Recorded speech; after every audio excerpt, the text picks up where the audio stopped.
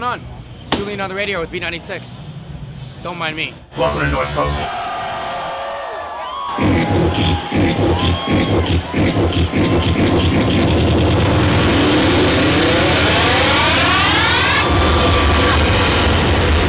Welcome to Wonderland.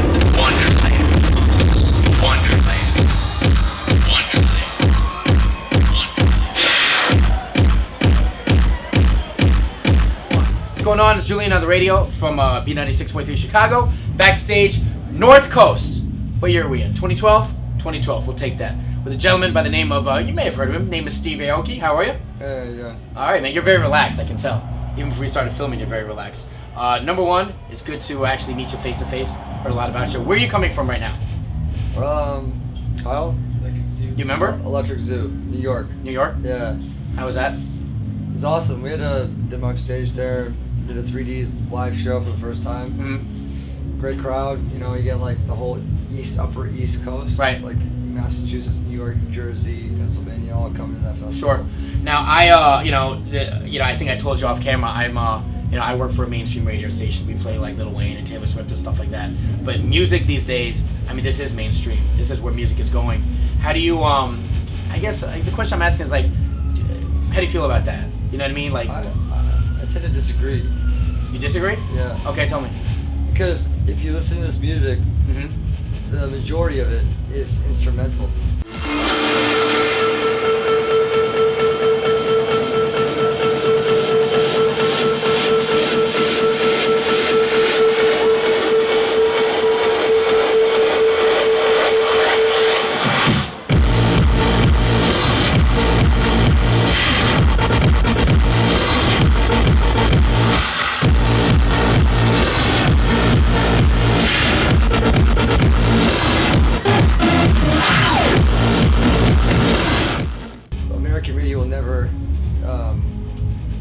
They'll never convert and just play that? To play entirely instrumental music.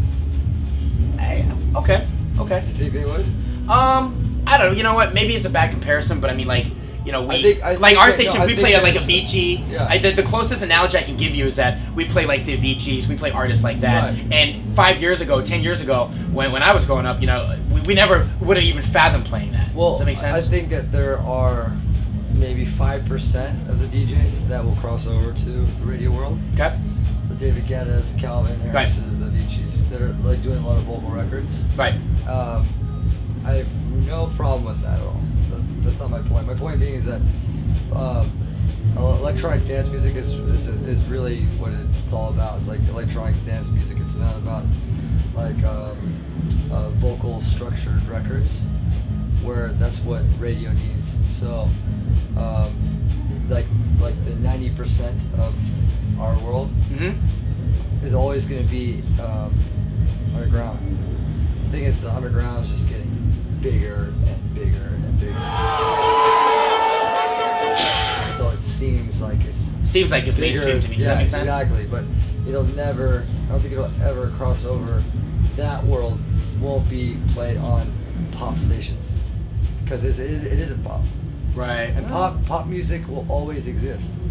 It's not like pop music is going to disappear and the dance music is going to take its place. Right. Well, no, I don't think so. Pop music will always exist and hip hop will always exist. Right. Always. So you think it's always going to be segmented? I guess that's what you know. What I mean? I like I said, like the 5% of the guys. Yeah. Those guys are putting out pop dance records. Pop friendly, right? So essentially, they're like this hybrid between pop radio and dance music. Whereas that right here, this music right here, like that beat. Yeah.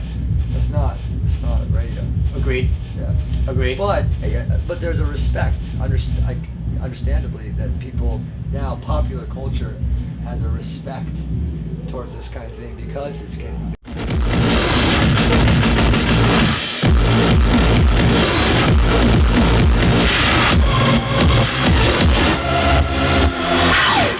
What for people that are just maybe listening to you for the first time, I know you're legendary in your game. I get that.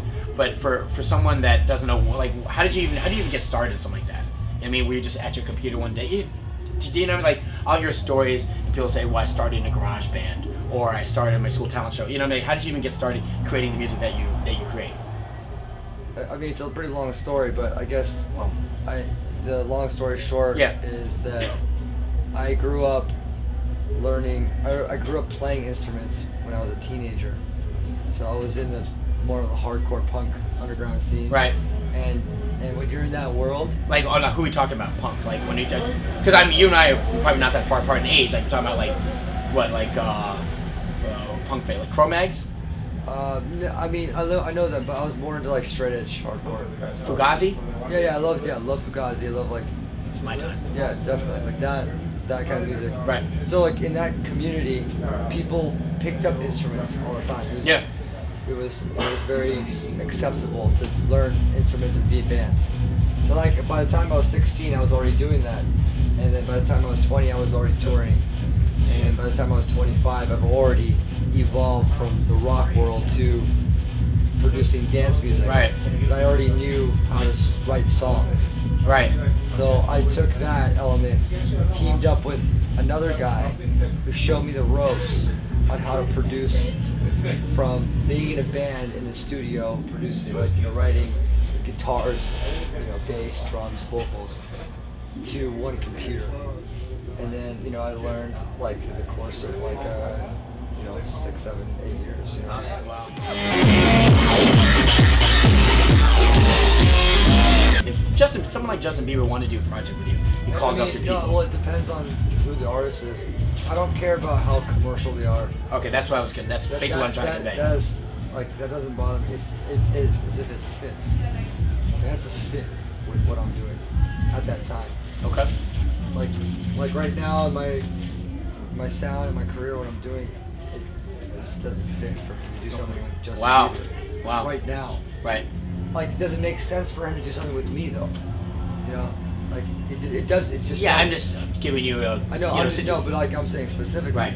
Because everything's case by case to me. Okay. I have to it has to make sense to me and what represents my sound, my world, and to them, and how if we can actually meet halfway. There is that middle ground. What does the future hold for you? What does the future hold for you right now? I got lots of music coming. I got a record called Fat Brahms, my next single, and then this record called Singularity. It'll be dropping at some point. A new collaboration with Knife Party called Pile Driver. Okay. Just more touring. Right. Be back in Chicago in December playing at Congress. Steve Aoki fans, Congress Theater, Chicago, in December. Perfect. That's me. Christmas time. It's gonna be perfect. And I'll end this interview by saying I remember you saying when you want to do a project, it's got to make sense. Well, I'll have you know that I actually I'm a musician myself, and I play the bagpipes. I'm a bagpipe player, the kilt and everything like that. An Asian bagpipe. Right. Well, I'm originally from Scotland, so if you want to talk, I may let you into my world. Okay. I may let you in on my collaboration. Okay. What do you think? Never worked with bagpipes. This is a Steve Aoki exclusive right now. Asian, Scottish, bagpipe playing, and Steve Aoki. I think this person's looking. I think he's gonna punch me in the face in about 5 seconds. That was called sarcasm. Kidding. No, man. I appreciate the time, man. Seriously, Yeah. Steve Aoki, you're the man. Northcoast, and thank you very much. You're the man. Cool. Appreciate it.